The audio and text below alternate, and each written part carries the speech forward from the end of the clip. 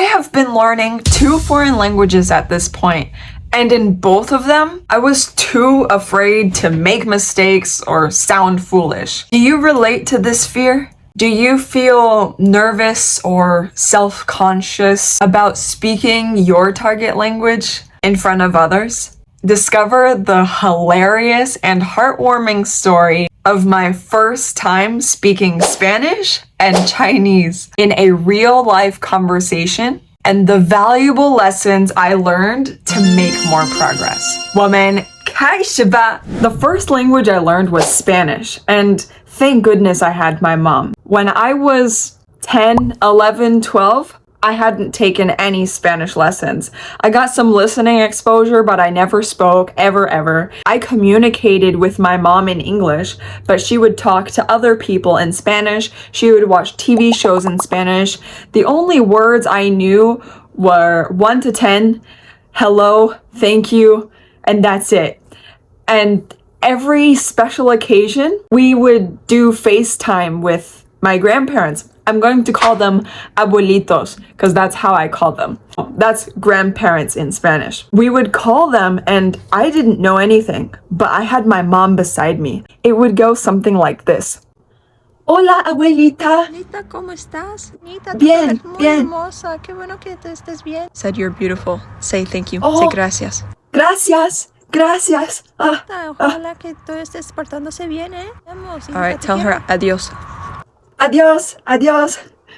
That was the extent of it. But even that little spark, it led to a lot of interesting things because I was like, man, I wish I could just be able to conduct this conversation on my own and show more than just gracias, hola, and adios. Like, I want more. I want more from that conversation because that's my family member. I want to build a connection. When I started learning in 8th grade, it was really exciting. I was like, oh my gosh, this is like my moment. I'm gonna be able to say more things. And I was still afraid. I went into my first year of Spanish and I was like, no, I'm not gonna say anything.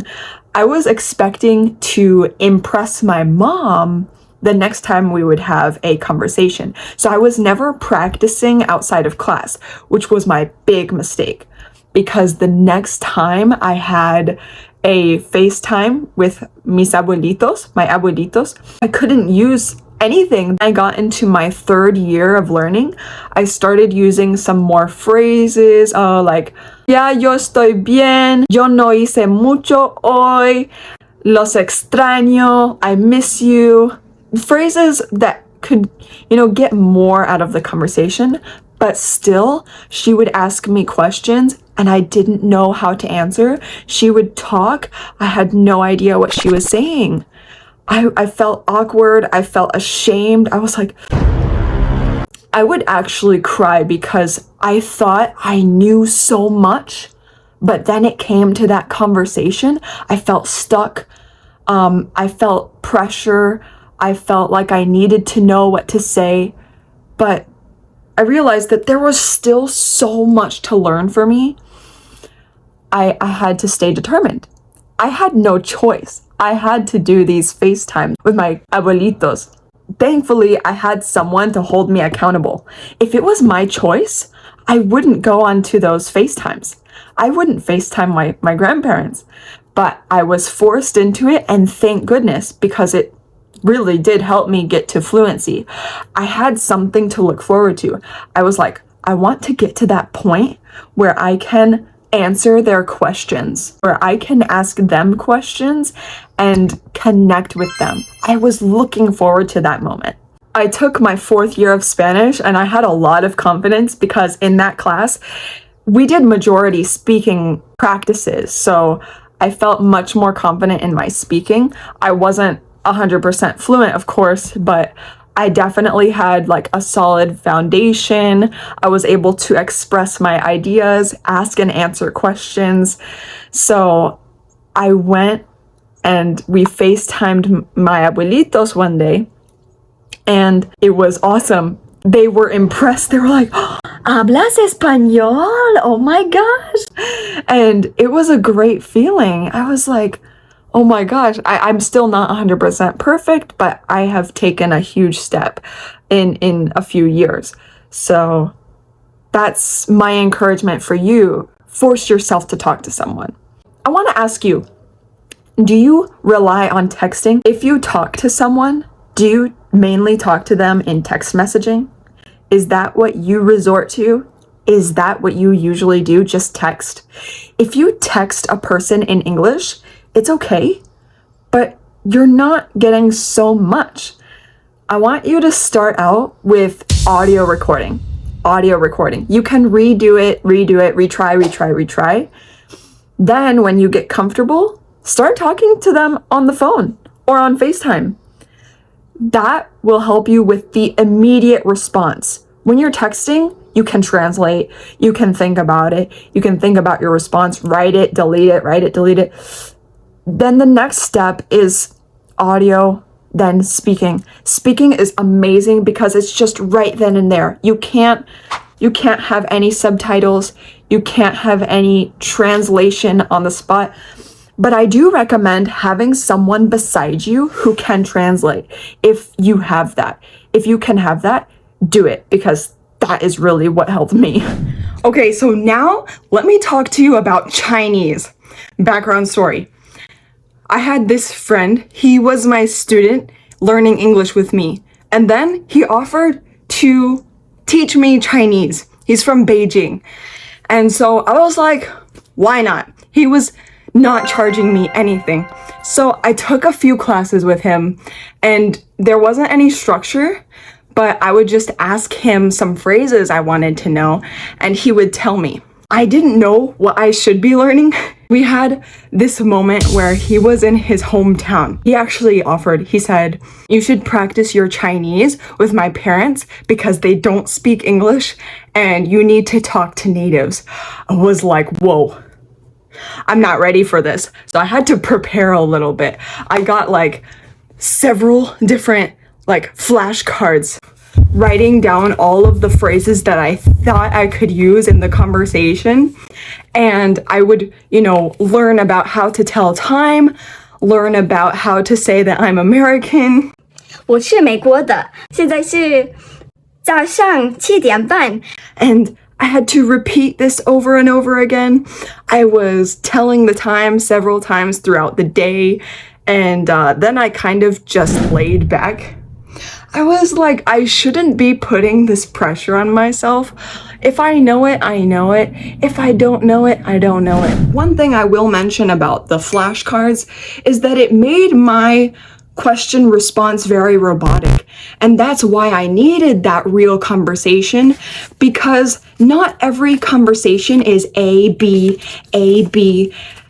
It turns out sounding different than you expected. So when I started out with, question, response, it's not always gonna be the same way. So that's why real conversation is essential, and memorizing words and phrases won't get you as far as you want to go. At least it didn't for me. At least he'll be there to help me translate. So we have the call, and I had my stack of flashcards right next to me. I was like right here on this bed. And I was like, okay, reviewing. And I was like, okay, I'm ready. And I swear to you, I was shaking. And they were asking me all of the right questions. Like where I am, what do I do? 我是英文老师. Just thinking about it still makes me feel a little bit nervous. But then they started asking me some questions that were more complex, like, what do I think of the COVID situation here in America? They asked me about the gun situation in America, and I was like, I don't have the vocabulary for that. So at that point, I kind of accepted the fact that I couldn't express those things because I'm a beginner. I can't express my thoughts fully. I only know some phrases and my vocabulary is so limited. It still is, and I'm working on it. The best part about that whole thing is that I felt like I just took a huge step. I hadn't really been practicing at all talking to a native. I was just kind of learning some phrases here and there, some words here and there, but I never used it. So when I ended that call, this is what I literally did. Let's go, let's go, let's go. Because it felt so good. Like, I want you to do that too. You probably aren't as expressive as I am. Are you? Do you feel that inside sometimes? Do you feel that you want to just celebrate the heck out of your wins? I do. Sometimes I'm not like that. Sometimes I'm just like, I suck. But we have to celebrate every small step that we take, because when we celebrate ourselves, that's when we keep going, because we get these mini trophies here and there, and then hopefully each mini trophy leads to that big trophy. The part where you can express yourself fluently, express any idea while showing your personality through your target language. That's my dream. So the fact that I took that first step, even with some mistakes, it felt great. I will admit to you that I have had plenty of situations, including moments with my Beijing friend. The process wasn't all beautiful rainbows and roses. I was sitting there after class feeling like a failure, thinking like, I should know more. I've been spending months on this and I just want to see the results. And it can feel so frustrating to feel that, because you want to walk somewhere, but you feel like you're staying in the same place and you can't go anywhere. That's how I felt. And you probably feel that too. Let me know in the comments. Do you ever feel this way? I would love to hear your story about what you have felt in the past, if you feel this now. And celebrate any win. Celebrate it. You deserve it. You deserve that glorious feeling of triumph. You made it. You took a step.